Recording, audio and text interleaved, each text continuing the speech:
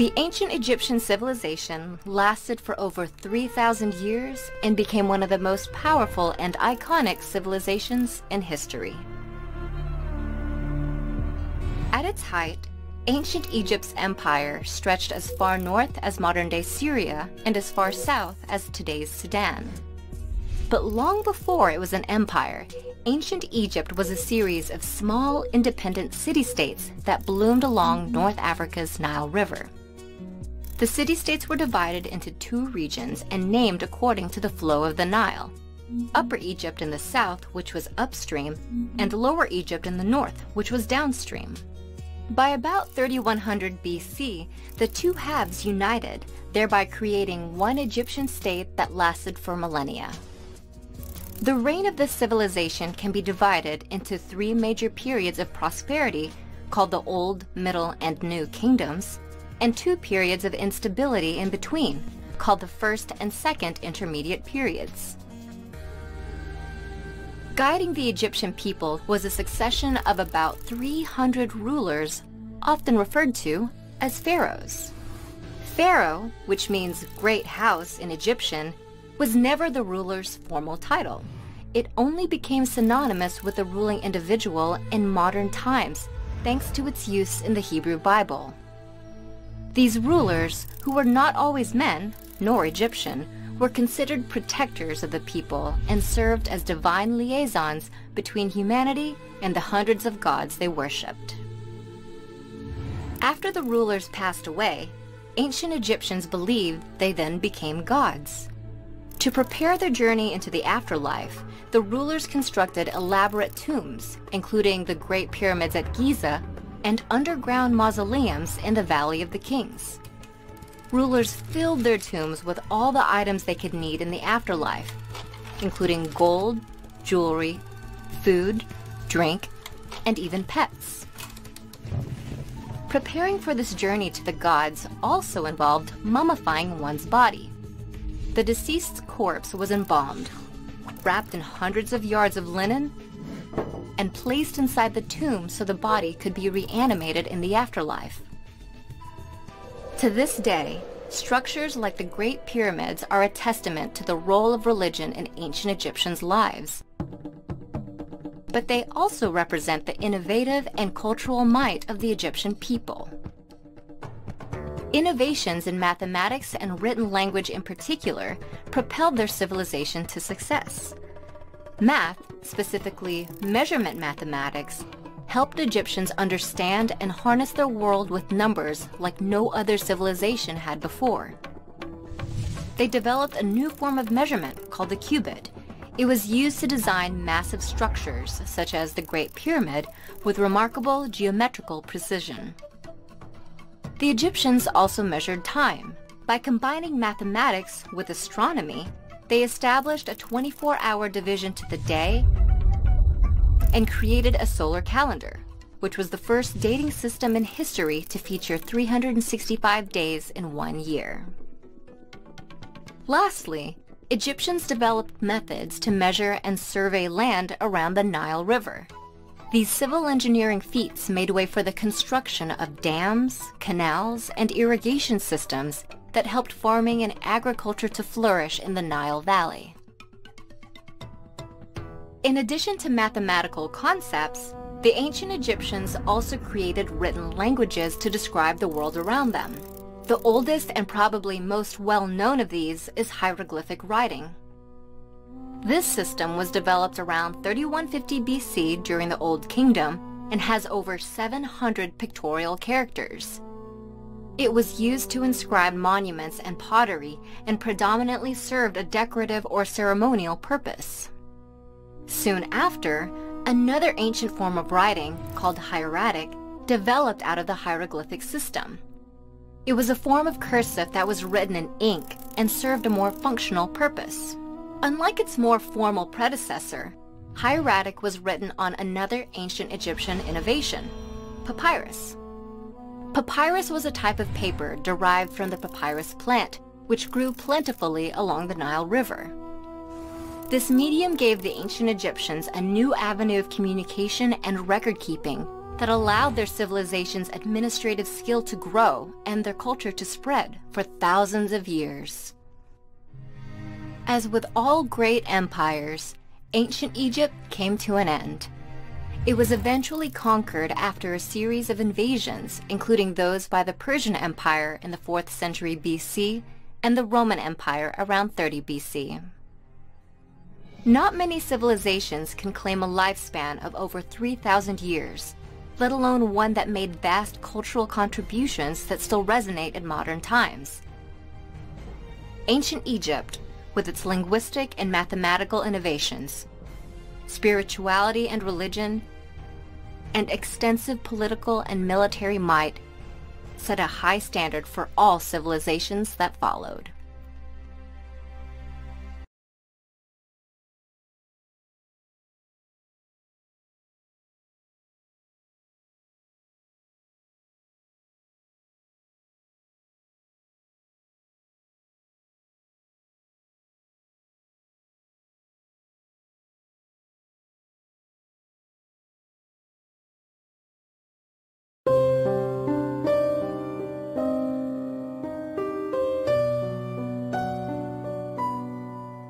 Five countries span the northern coast of the African continent: Egypt, Libya, Tunisia, Algeria, and Morocco. The region is home to approximately 200 million people, the vast majority of whom near live the Mediterranean coast and along the banks of the Nile River in Egypt. North Africa is bounded by the Atlantic Ocean to the west, the Mediterranean Sea in the north, and the Sahara, the largest desert in the world, to the south. The North African lands to the west of Egypt are called the Maghreb, an Arabic term meaning the west. The culturally linked Northwest African nation of Mauritania is also typically included in definitions of the Maghreb. The partially recognized Sahrawi Arab Democratic Republic also lies within the Maghreb. The native Amazigh people of this region call the land Tamazgha.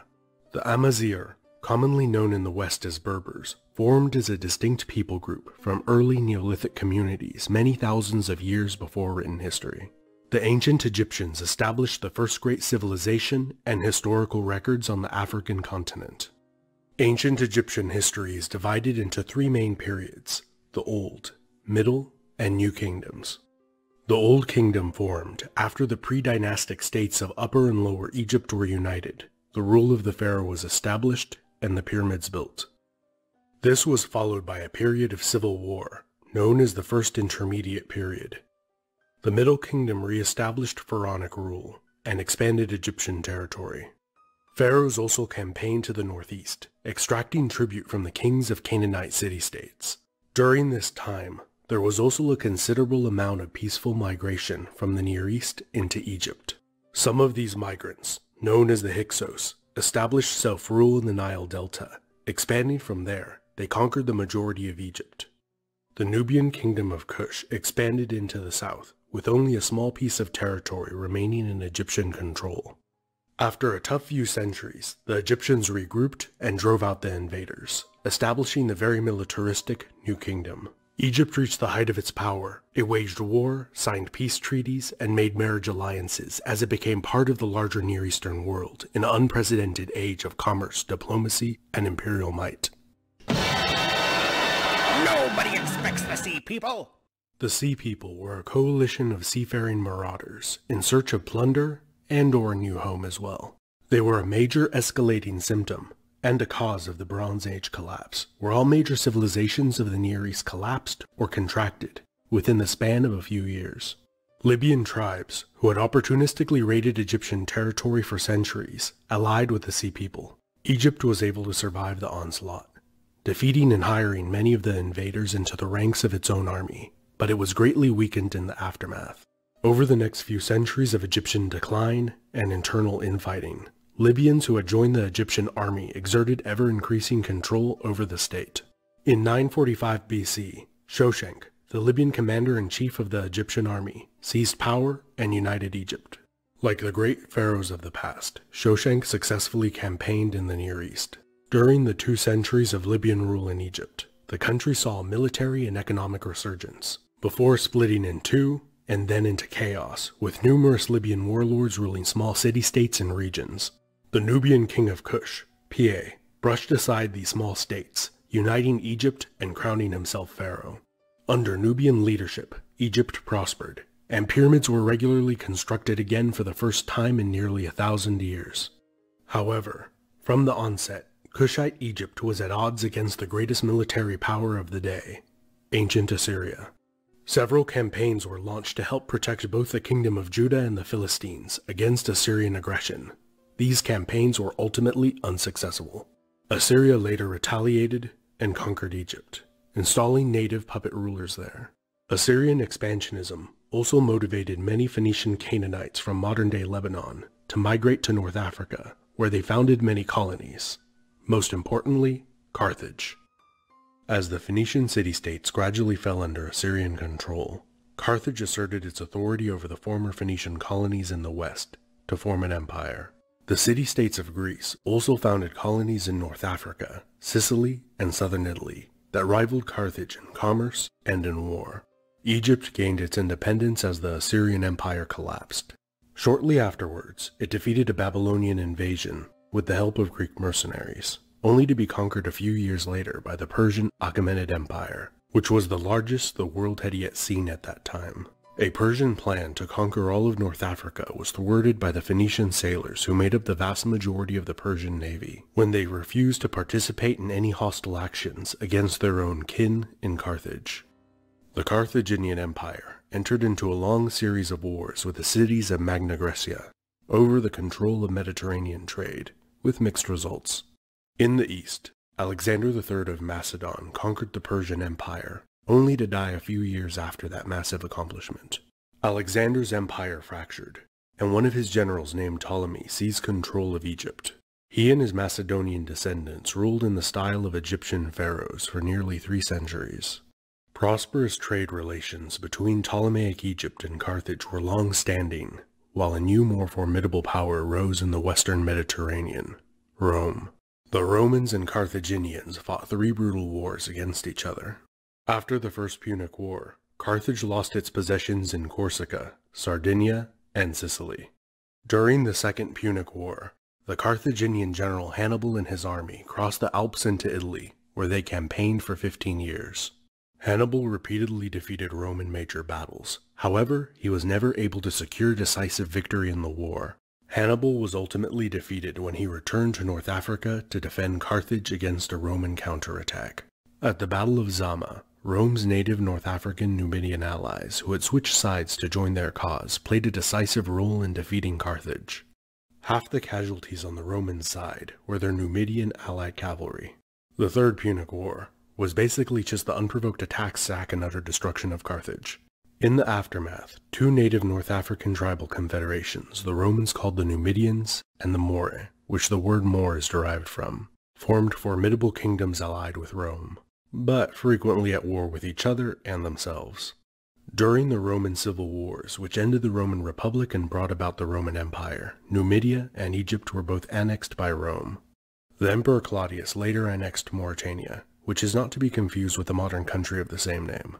Rome ruled North Africa for 600 years. Roman North Africa played a vital role in the Roman Empire. Grain provided from the twin breadbasket provinces of Egypt and Africa fed the city of Rome's massive population, as well as other major cities throughout the empire. The province of Africa, centered around a rebuilt Roman Carthage, was the second wealthiest in the Roman West, while the province of Egypt was by far the wealthiest Roman province in the east of the empire. Roman rule in Egypt was briefly interrupted by the short-lived Palmyrene Empire of the Empress Zenobia. In the year 395 AD, the Roman Empire permanently split between East and West. In the latter days of the Western Roman Empire, the Germanic Vandal tribe established a kingdom in North Africa, with its capital at Carthage. Without its most lucrative source of income, and grain to feed its citizens, the Western Roman Empire suffered a blow it would not recover from. The Vandal kingdom brutally sacked Rome, defeated a massive Roman fleet sent to reconquer Carthage, and lasted 1 year shy of a century, before finally being reconquered by the Eastern Romans during the reign of the Emperor Justinian. The Eastern Roman Empire fought the Sassanid Persians for more than 4 centuries, with most of their conflicts ending in stalemate or one side achieving minor gains. Both sides were severely weakened after the last and most brutal of their many wars. The Persians took Egypt and nearly emerged victorious before being beaten back to their original borders and making peace. Taking advantage of the battered empires, the Arab Rashidun Caliphate conquered the Sassanid Persian Empire, as well as Roman Egypt and the Levant. The Arab Umayyad Caliphate that succeeded the Rashidun conquered Carthage from the Romans, only to have it retaken shortly afterwards by a surprise amphibious assault on the harbor, where the city's population rose up to support the Roman Marines. A larger Arab army was dispatched from Egypt, and upon retaking the city, utterly destroyed it, in a similar manner to that which the Romans had inflicted on the original Carthaginian city 8.5 centuries before. The Umayyads completed the conquest of North Africa, which they used as a staging ground for the conquest of Spain. The Umayyad Caliphate was overwhelmingly non-Muslim, and the tiny Arab ruling class treated all non-Arabs as second-class citizens. This led to the Abbasid Revolution, where a more inclusive multi-ethnic state was established. During the Umayyad collapse, several small Arab and Berber states formed in the west, including the Idrisids, who are considered the founders of the first Moroccan state. The massive Abbasid Empire gradually fragmented into semi-autonomous regional dynasties, becoming more of a confederation than a united nation. The Aghlabid dynasty was the westernmost of these largely independent vassals of the Abbasid Caliph. They were overthrown by the Shia Fatimids, a dynasty who followed a very different interpretation of Islam compared to the Sunni Abbasids. The Fatimid Caliphate conquered the western half of the Abbasid Empire and established a new capital city, Cairo, in Egypt. In the west, another new rival self-proclaimed Caliphate of Cordoba expanded its territory into North Africa from Spain, where it defeated a major Fatimid invasion. Shortly after the height of its power, Cordoba's fabulously wealthy empire disintegrated into numerous small kingdoms in the early 11th century. These were conquered by the Almoravid dynasty, spreading from the mountains in what is today Morocco into Spain. In the 1040s, the Amazigh Zirid declared independence from the Fatimids. The Fatimids then lost their territory in the Levant to Seljuk Turks and Western European Crusaders. Sicily was also lost to the Normans, who also took territory in North Africa for a few decades. The Almoravid dynasty collapsed due to pressure from crusading Spaniards to the north, and the competing Amazigh Almohad dynasty to the south, which fully overthrew them by 1147, and expanded over North Africa to the border of Egypt. In 1171, Saladin, the Kurdish vizier of Egypt, abolished the Fatimid Caliphate. Under Saladin's leadership, he decisively defeated the Crusaders at the decisive Battle of Hattin, recapturing Jerusalem shortly afterwards. Following Saladin's death, his Ayyubid dynasty lasted for another half-century. His successor's greatest achievement was defeating the Seventh Crusade intended to conquer Egypt. The French king Louis IX was captured in battle and ransomed back for an extravagant sum. Mamluk slave soldiers, who were instrumental in that victory, overthrew the Ayyubids. They did not get to celebrate their ascension for very long. The Mongol horde had recently defeated the Seljuk Turks and destroyed Baghdad, a city said to have had over 1 million inhabitants, which was also the cultural and intellectual center of the Islamic Golden Age. The Mamluks were the last great Muslim power left standing in the Near East. Mongol envoys sent to Cairo, demanding capitulation, were dismembered and beheaded. The Mamluks knew, based on the Mongols' recent track record, that their only possible outcomes were utter annihilation or victory. Fortunately for the Egyptians, this victory came at the Battle of Ain Jalut, a rare case of the Mongols being defeated in their prime. Over the next few centuries, Cairo succeeded Baghdad in becoming the cultural and intellectual hub of the medieval Islamic world. In the early 13th century, the Almohad Empire rapidly collapsed. As they were driven out of Spain, their holdings in the Maghreb fractured. Throughout the region, the population rose up in mass revolt, desiring local rule. The territories of these Arabized native Amazigh dynasties roughly correspond with the modern nations of the Maghreb. Mamluk sultans re-established the Abbasid Caliphate, essentially in name only, where the Caliph in Cairo legitimized the Mamluk sultan's authority. 3 more crusades were launched against North Africa, with largely inconclusive results. During the 15th century, North Africa enjoyed a period of relative peace compared to prior centuries.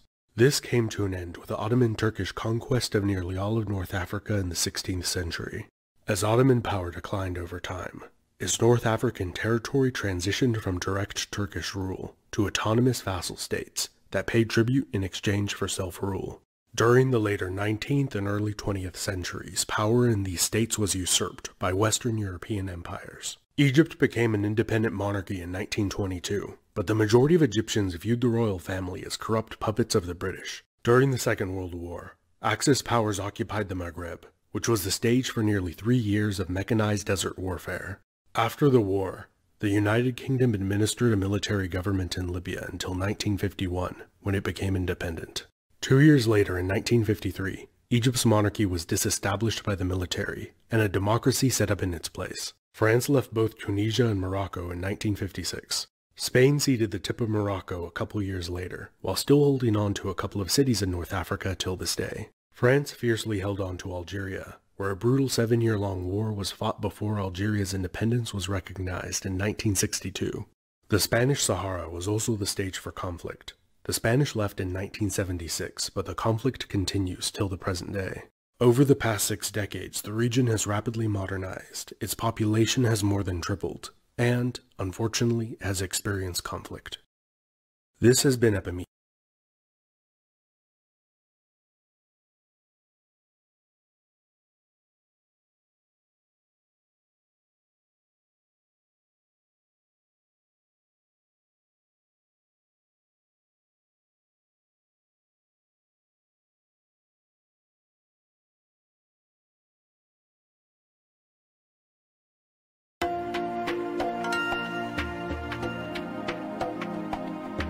The Middle East and North Africa is one of the most important regions in the world when it comes to oil and gas. This is largely due to the vast amount of resources found here. Producers in the region have access to around 52% of the world's crude oil, with proven reserves totaling 869 billion barrels, as well as 88 trillion cubic meters of natural gas, which is roughly 44% of the global total. Egypt is a key part of the region's oil and gas landscape, being the 5th largest oil producer and 3rd largest gas producer in Africa, but its true importance lies as a transit nation. The Suez Canal running through Egypt enables producers to export their resources by sea, and Persian Gulf countries account for around 79% of the northbound oil flows this route sees. The only alternative for transporting oil and gas from the Red Sea to the Mediterranean is the Suez Mediterranean Pipeline, or SUMED, which also runs through Egypt. In 2013, this pipeline, combined with the Suez Canal, accounted for almost a tenth of the world's seaborne oil trade. Egypt's own oil and gas industry is also coming into focus. While it is among the main hydrocarbon producers in Africa, it is also the continent's largest oil and gas consumer. With demand for oil and gas growing, Egypt needs to take action to supply its population. Egypt currently exports 100,000 barrels of oil a day, mainly to India, the US and Italy. It does not want to have to reduce this in order to meet its domestic demand. It is attempting to increase its own production by investing heavily in exploration to discover new wells, as well as boosting technologies for enhanced oil recovery. This has made the oil and gas industry in the nation a good one to get involved in, as it is open to assistance and investment from overseas. In fact, it's looking to amend its entire oil and gas legislation in order to encourage more foreign direct investment. This trend is generally true of the region as a whole. In the Middle East alone, an estimated $660 billion per year is needed to ensure new and existing oil and gas fields are able to meet global demand. This represents a significant opportunity for international investors and companies. To learn how you can take advantage of the opportunities this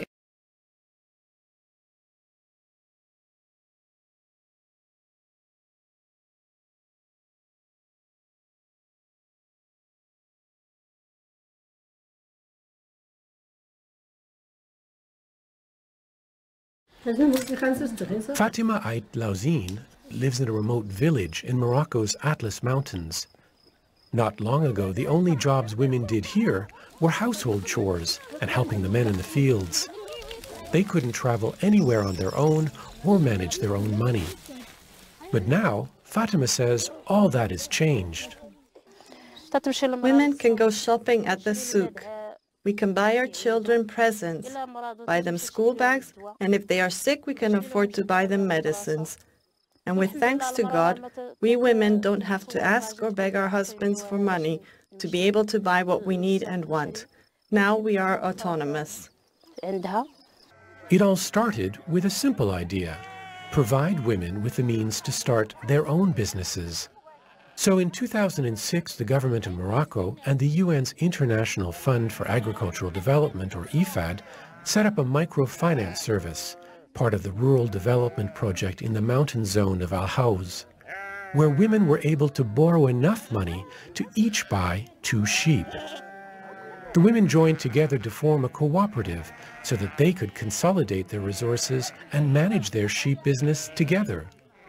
They sold some of their sheep during Eid al-Adha, the main religious festival, and used the wool to produce Berber carpets, which are sold as far away as Marrakesh.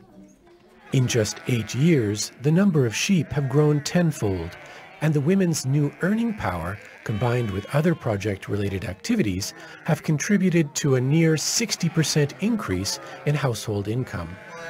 Fatima's husband, Hussein Ait Manzour, is very pleased with his wife's new role in the family, and like the other men in this town, he now accepts her as an equal. Now it's not like the old times when the man was the only source of income. We had to loan to buy clothes for our children, but now everyone benefits from the cooperative's revenue. They have their sheep, they have everything they need, they don't lack anything anymore. Najia Al-Harwat is also part of the cooperative. She says that working together is the key to their success. We pool our efforts together and trust we can make it a successful enterprise for ourselves and our families. Without, we would go back to the moment when we had nothing. These women have no intention of turning back. In fact, they're working to take their business a step further. With the income from their sheep, they bought beehives and olive trees. Najia was trained how to produce honey and olive oil, and then taught the others to do the same, selling their products in the market. Now, they're ready for what might be the most significant step yet. In a few weeks' time, they will start literacy classes, not just to help them further their business goals, but to pave the way, they say, for all women in the region who want to take charge of their own destinies.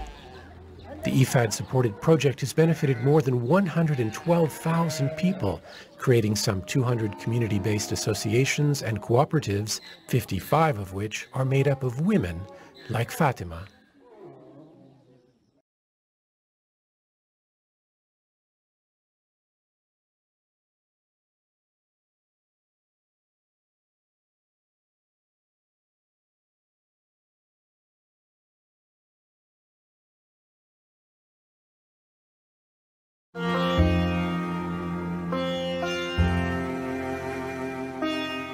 In a world exhausted of fossil fuels, solar panels can provide a sustainable solution to our energy problems.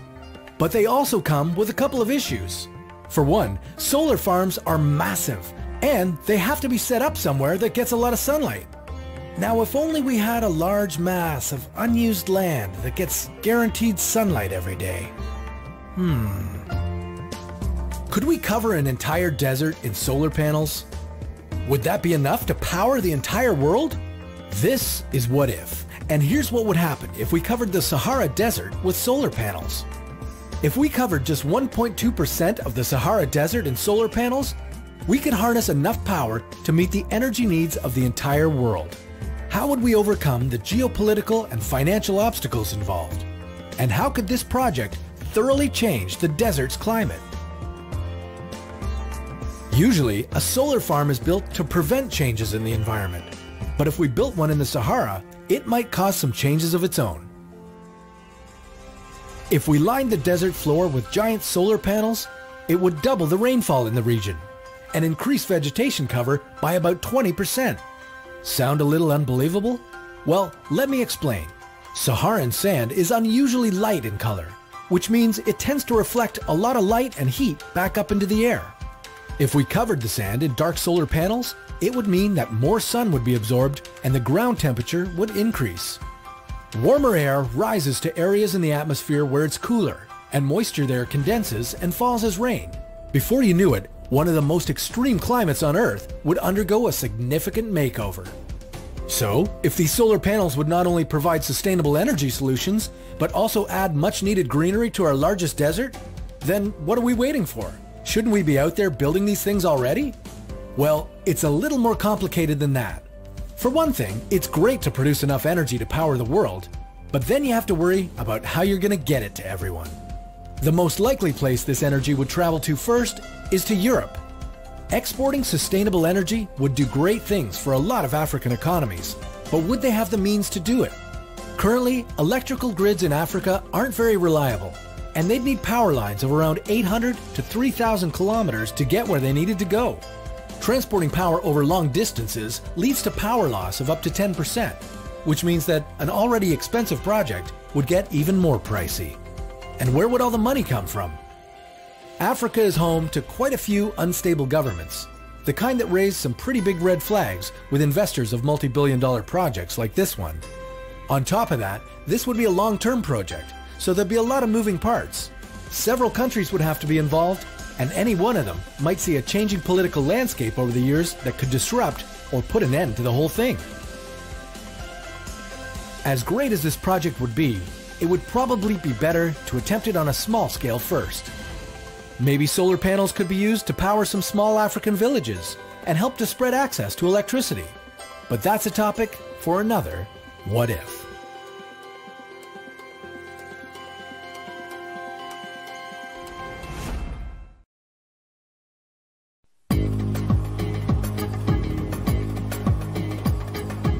In an effort to fight climate change, the Sahara Desert could be going green.